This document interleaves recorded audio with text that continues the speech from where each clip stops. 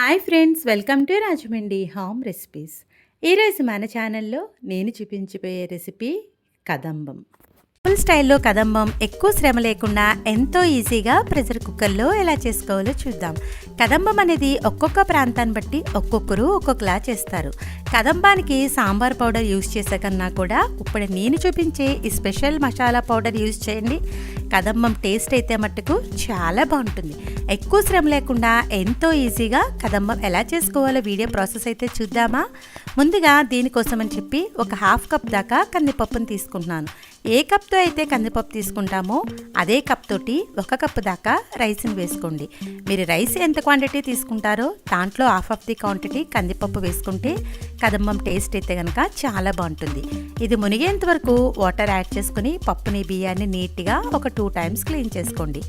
ఇందులోకి ఫ్రెష్గా క్లీన్ చేసుకున్న తర్వాత నిన్న మునిగేంత వరకు వాటర్ యాడ్ చేసి మూత పెట్టేసి మినిమం ఒక హాఫ్ అన్ అవర్ పాటు బియ్యాన్ని పప్పుని నానబెట్టుకోండి. ఇది నానేలోగా నిమ్మకాయ సైజ్ అంత చింతపండుని తీసుకొని దీంట్లో కూడా వాటర్ యాడ్ చేసి పక్కన పెట్టేసుకోండి. చింతపండు అనేది నానుతుంది. ఇప్పుడు పౌడర్ అయితే రెడీ చేసుకుందాం. పాన్ పెట్టి ఒక 1.5 టీ స్పూన్ దాకా శనగపప్పు, అలానే 1 స్పూన్ దాకా జీలకర్ర, ఒక పావు టీ స్పూన్ దాకా మెంతులు వేసుకొని మంటను లో ఫ్లేమ్లో పెట్టుకొని డ్రై రోస్ట్ అయితే చేసుకోవాలి.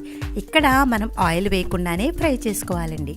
చూసారు కదా, ఇలా మనకి కాస్త ఫ్రై అయిన తర్వాత 1 స్పూన్ దాకా మిరియాలను కూడా వేసుకోండి. మరొక సెకండ్ పాటు ఫ్రై చేయండి. ఇప్పుడు 2 స్పూన్ల దాకా ధనియాలు వేసుకోండి. ధనియాలు ఇలా ఎక్కువ వేయడం వల్ల కమ్మటి వాసన వస్తుంది కదంబం అనేది.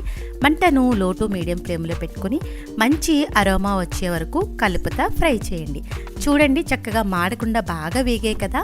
ఇప్పుడు 7 లేదా 8 ఎండుమిర్చిని కూడా యాడ్ చేసుకోవాలి. వేసుకున్నాక మరొక సెకండ్ పాటు ఫ్రై చేసుకుంటే సరిపోతుంది. ఇలా చక్కగా ఇవన్నీ వేయడం వల్ల మంచి వాసన వచ్చి కదంబం టేస్ట్ అయితే కనుక చాలా బాగుంటుంది. ఇలా చక్కగా వేగిపోయిన తర్వాత స్టవ్ ఆఫ్ చేసి పూర్తిగా చల్లారిన తర్వాత మిక్సీ జార్లో వేసి మెత్తగా పౌడర్ చేసి పక్కకైతే పెట్టేసుకోండి. కదంబానికి మీకు నచ్చిన వెజిటేబుల్స్ అండి, ఉల్లి, వెల్లుల్లి, బంగాళదుంప తప్పించి ఇంక ఏవైనా కూడా 9 రకాల వెజిటేబుల్స్ ఉండేటట్టుగా చూసుకొని ఈ విధంగా కట్ చేసి పక్కకైతే పెట్టేసుకోండి. ఇలా మొత్తం కాయగూరలన్నీ కట్ చేసుకున్న తర్వాత వీటిలన్నిటిని కూడా పక్కకు పెట్టుకోండి. ఇప్పుడు కదంబం అనేది మనం డైరెక్ట్గా కుక్కర్లో అయితే చేసుకుందాం. దానికోసం అని చెప్పి పాన్ పెట్టి దాంట్లోకి కొద్దిగా నెయ్యిని వేసుకోవాలి. కదంబం నెయ్యితో చేసుకుంటేనే బాగుంటుందండి, నూనెతో చేసే కన్నా కూడా. ఈ విధంగా నెయ్యి కాస్త మెల్ట్ అయిన తర్వాత దీంట్లోకి పోపు దినుసులు 1 స్పూన్ దాకా వేసుకోవాలి. ఆవాలు కాస్త చిటపడలాడిన తర్వాత 4 లేదా 5 పచ్చిమిర్చి కూడా యాడ్ చేసుకోండి. అలానే క్లీన్ చేసి పెట్టుకున్న కరివేపాకును కూడా వేసుకుని 1 సెకండ్ పాటు ఫ్రై చేసుకోవాలి. ఒక ఎండుమిర్చి కూడా వేసుకోండి. ఇలా కాస్త ఫ్రై అయిన తర్వాత ముందుగా కట్ చేసి పెట్టుకున్న ఒక్కొక్క వెజిటేబుల్ని వేసుకోవాలి. నేనైతే ఆనమకాయ ముక్కలు, దోసకాయ ముక్కలు, బెండకాయ ముక్కలు, ఇలా కాయగూరలన్నీ 9 వచ్చేటట్టుగా చూసుకున్నాను. ఈ విధంగా ఒక్కొక్కటిగా మనం కట్ చేసుకున్నవన్నీ కూడా వేసుకోవాలి. ములక్కాడ ముక్కలు, వీలైతే తీపి గుమ్మడికాయ ముక్కలు కూడా వేసుకోండి, చాలా బాగుంటుంది. చిక్కుడుకాయ ముక్కలు, క్యారెట్ ముక్కలు, అలానే టమాటో కూడా యాడ్ చేసుకోవచ్చు. ఇలా మీకు నచ్చిన వెజిటేబుల్స్ అయితే వేసుకోండి. వంకాయ, అరటికాయ, ఇలా నేనైతే ఇన్ని రకాల కాయగూరలు అయితే తీసుకుంటున్నానండి. ఇలా 9 రకాల కాయగూరలు ఉండేటట్టుగా చూసుకోండి.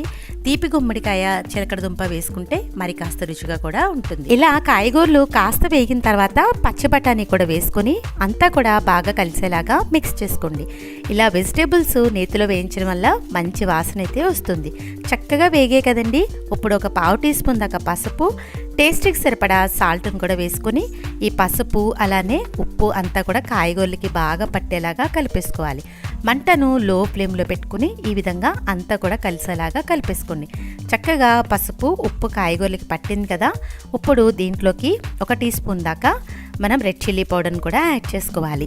ఇలా రెడ్ చిల్లీ పౌడర్ని కూడా వేసుకోవడం వల్ల చాలా బాగుంటుంది. కదంబం అనేది చూడడానికి కూడా కలర్ఫుల్గా ఉంటుంది.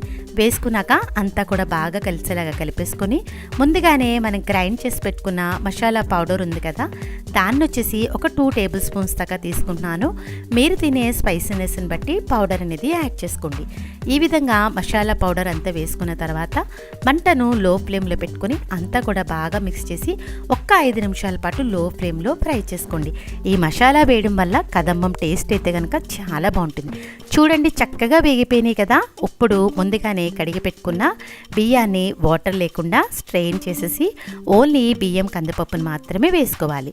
చింతపండు కూడా నానిపోయింది కదా, అదే కప్ తోటి 1 కప్పు దాకా చింతపండు గుజ్జు, అలానే ఒక 5 కప్పుల దాకా వాటర్ అనేది వేసుకుంటున్నాను. కదంబానికి మనకి అన్నం మెత్తగా ఉంటేనే బాగుంటుందండి, బిరిస్గా బాగోదు.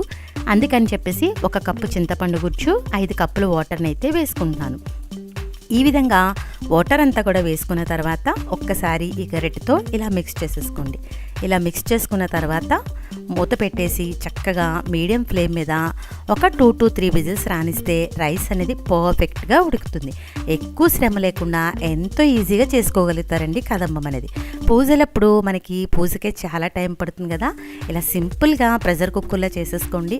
మనం రైస్ కుక్ చేసి వెజిటేబుల్స్ విడిగా కుక్ చేస్తే చాలా టైం పడుతుంది. ఇదైతే సింపుల్ మెథడ్. ఇలా కంప్లీట్గా ప్రెషర్ పోయిన తర్వాత కుక్కర్ మూత తీసి అయితే చూద్దాము. మనకి రైస్ అయితే ఉడికిపోయింది, వెజిటేబుల్స్ కూడా పర్ఫెక్ట్గా కుక్ అయినాయి కదా. ఒక్కసారి ఇలా గరిటెతో మిక్స్ చేసేసుకొని కొద్దిగా వాటర్ ఉంది కాబట్టి స్టవ్ మీద అయితే పెట్టేస్తున్నాను. మంటను మీడియం ఫ్లేమ్లో పెట్టుకుని మూత పెట్టేసి ఒక్క 10 మినిట్స్ పాటు కుక్ చేసుకున్నారంటే ఈ వాటర్ అంతా కూడా చక్కగా దగ్గరగా అయిపోతుంది. ఒక 10 మినిట్స్ తర్వాత చూడండి కదంబం చక్కగా ఉడికిపోయింది, వెజిటేబుల్స్ కూడా సాఫ్ట్గా కుక్ అయినాయి కదా. ఇలా రెడీ అయిన కదంబం కాస్త చల్లారిన తర్వాత ఇలా ఏదైనా ఒక సర్వింగ్ బౌల్లోకి అయితే తీసేసుకోవాలి. ఈ విధంగా తీసుకున్న తర్వాత అమ్మవారికి ప్రసాదం ఎప్పుడు నివేదించినా కూడా వేడి మీద నివేదించుకోడండి, పూర్తిగా చల్లారిన తర్వాత మాత్రమే నివేదించాలి. ఇలా రెడీ అయిన కదంబంలో కొద్దిగా నెయ్యిని వేసుకొని అమ్మవారికి సమర్పించుకుంటే ఎంతో టేస్టీగా ఉండే టెంపుల్ స్టైల్ కదంబం అయితే రెడీ అయిపోయింది. కదంబం తయారు చేయడం ఇంత ఈజీగా అనిపించిందా? వీడియో నచ్చేసింది కదా, నచ్చితే ఒక్క లైక్ ఇవ్వడం మర్చిపోవద్దు. మీరిచ్చే లైక్ వల్ల మన వీడియో ఇలాంటి మరికొంత వ్యూవర్స్కి అయితే చేరుతుంది. మీరు కూడా కదంబాన్ని నేను చెప్పిన ఈ స్పెషల్ పౌడర్తో ట్రై చేసి ఎలా వచ్చిందనేది మీ అమూల్యమైన ఫీడ్బ్యాక్ని మటుకు నా కామెంట్ సెక్షన్లో తెలియజేయడం అయితే మర్చిపోవద్దు. మీ అందరికీ నా వీడియో నచ్చింది అనుకుంటున్నాను. Thanks for watching my video. Please like, comment, share, subscribe my channel.